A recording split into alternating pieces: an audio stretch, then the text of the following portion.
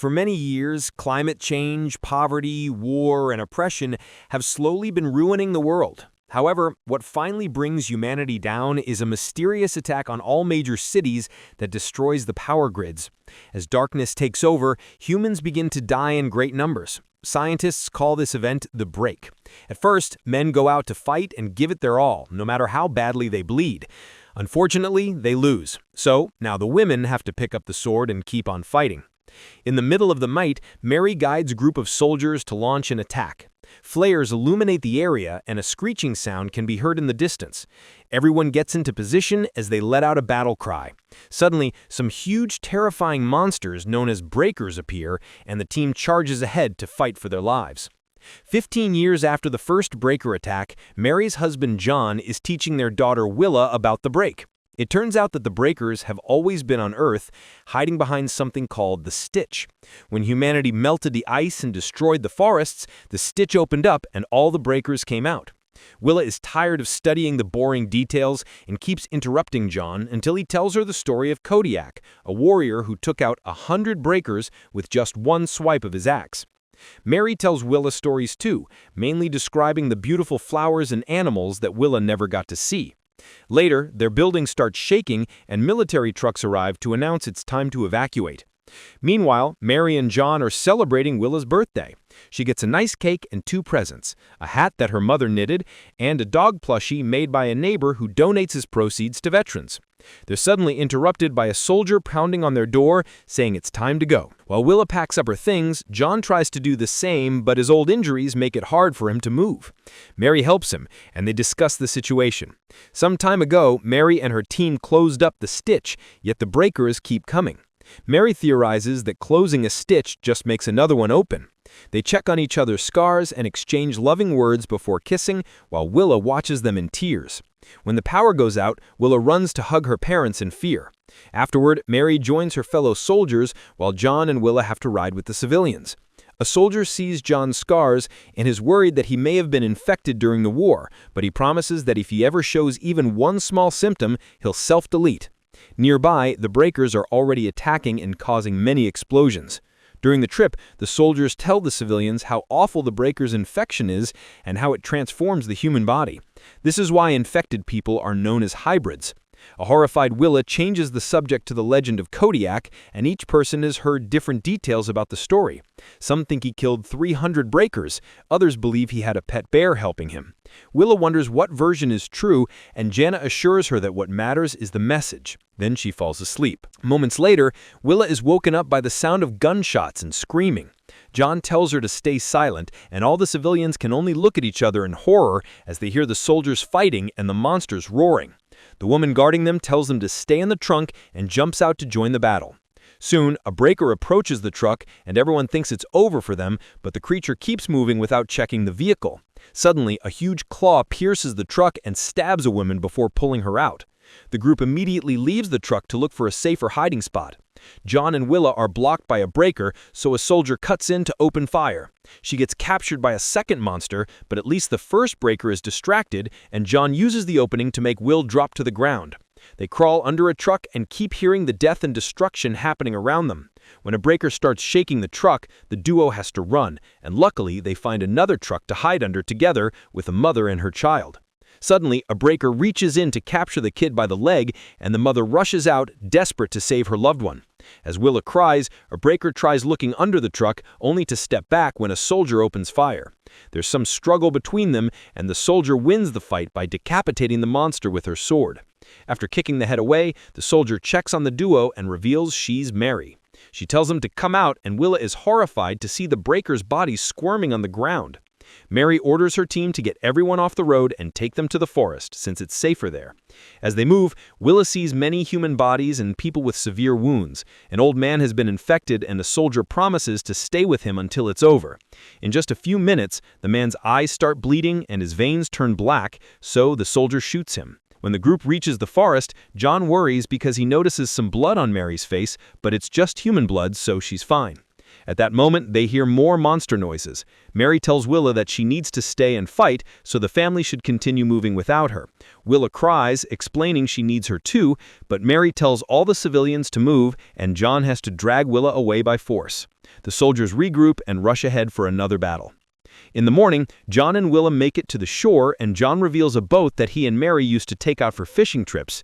They can still hear the breakers and the screaming in the forest, so Willa thinks they should bring a few civilians with them. However, John refuses, claiming that the boat is too small.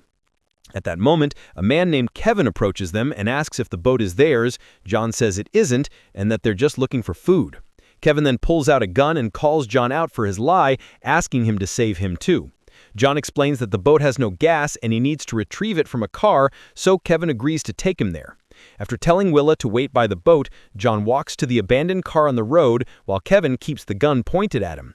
John pretends to reach into his pocket for his keys and takes out a knife instead.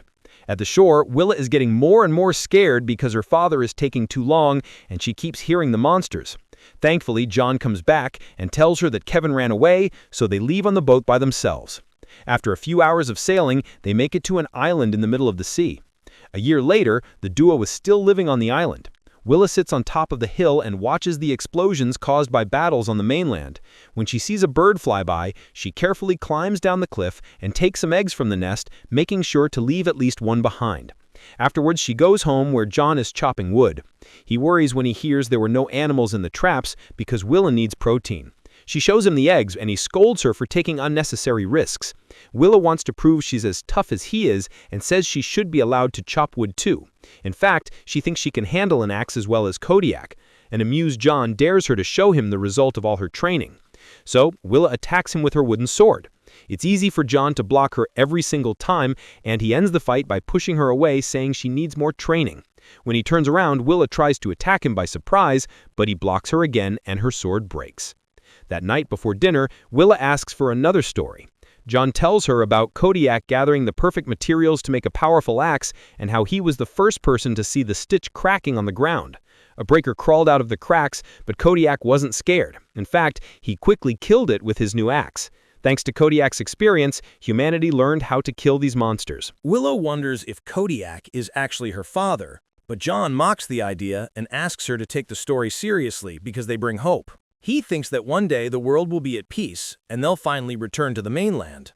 Sometime later, the duo goes to the beach to bury some mines. Using binoculars, they watch the breakers on the mainland, and John explains that these creatures don't have eyes. He believes that they used hybrids as their eyes and ears. Willow wonders what humanity did to be attacked like this, so John theorizes that the breakers saw humans as invaders of their home. Afterward, Willa continues with her training by going through an obstacle course that John built with wood. He keeps asking her questions about the right ways to fight breakers as she moves. He also puts her on edge by describing the way the monsters are coming for her. Willa slips a few times, but never gives up and reaches her wooden sword. She starts attacking the bags that represent the monsters, while repeating her lessons. Breakers must be killed by decapitation, but that's not enough for hybrids who need to get their brains smashed. She slips again during her last attack and sadly doesn't finish the course in time, but John says she did pretty good.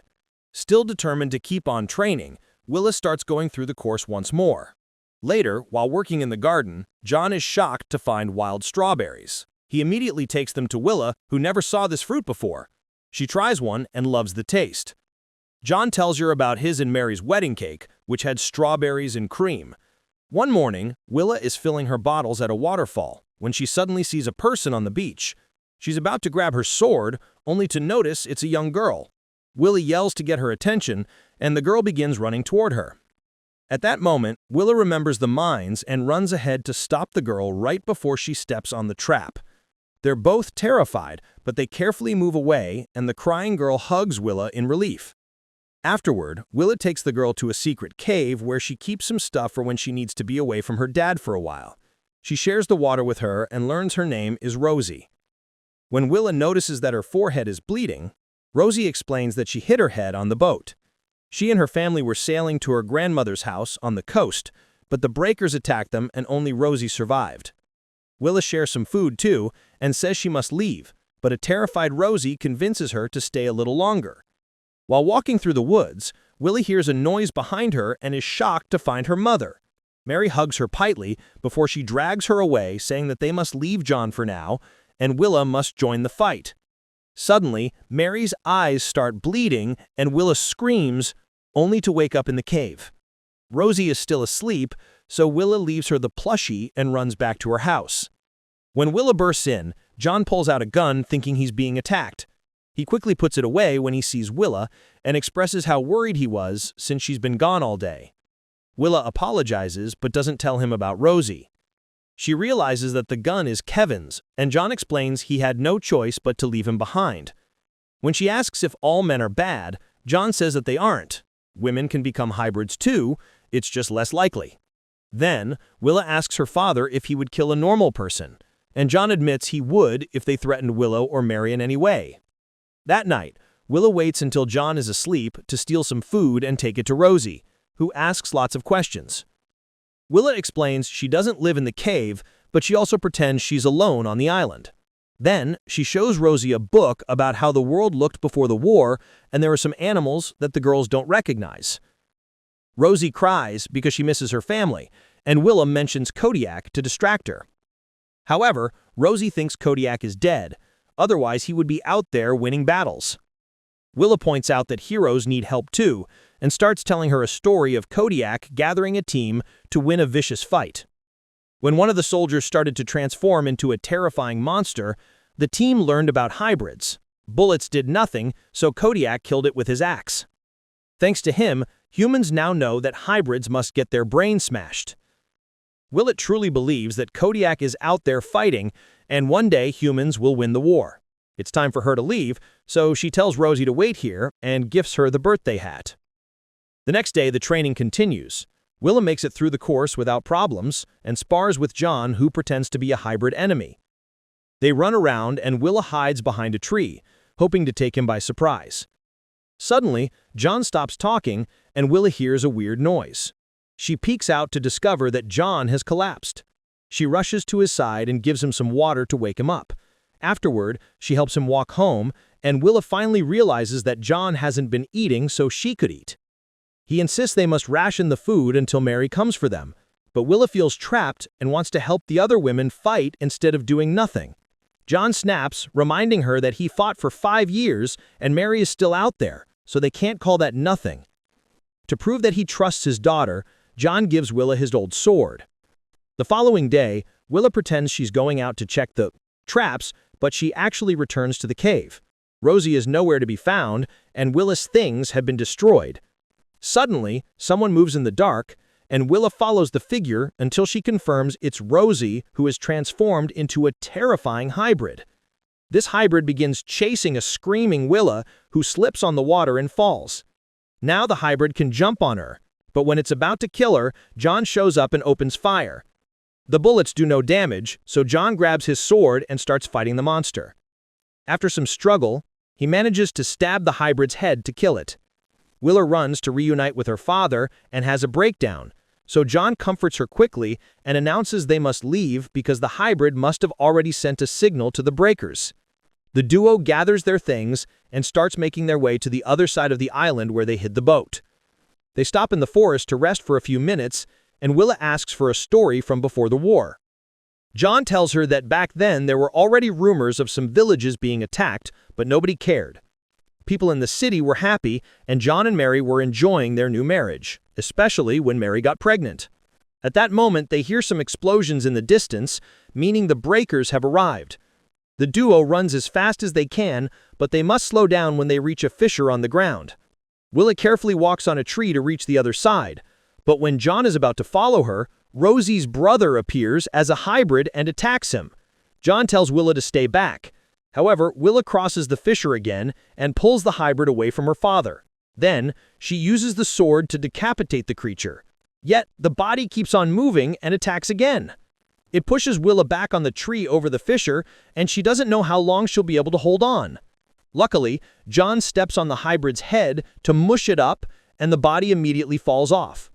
Afterward, both Willa and John cross the fissure and make it safely to the other side.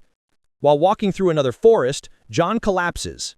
At that moment, they see the hybrid of Rosie's father coming, and Willa wants her father to run with her, but John is too weak to move. Willa pulls out her sword and concentrates on her training. When the hybrid tries to attack her, she dodges it and slices the top of her head off, causing the brain to fall out. Now she can help John walk. Moments later, on the beach, John tells Willa to leave alone on the boat and reveals that the hybrid has infected him. Willa has another breakdown, so John tells her a few encouraging words, reminding her she's a warrior like her mother. Then, Willa cuts the rope, but the boat doesn't slide off on its own, so she has to make an extra effort to push it. She manages to make it go down a little, but she isn't strong enough to make it reach the water. As John's eyes start to bleed, Willa decides to pull out her sword and fight too. At the same time, Mary and her soldiers finally arrive on their boats. The breakers are coming down the hills, so the whole family gets their weapons ready for the final battle. Make sure to subscribe and turn on notifications so you can watch more videos like this. Thanks for watching.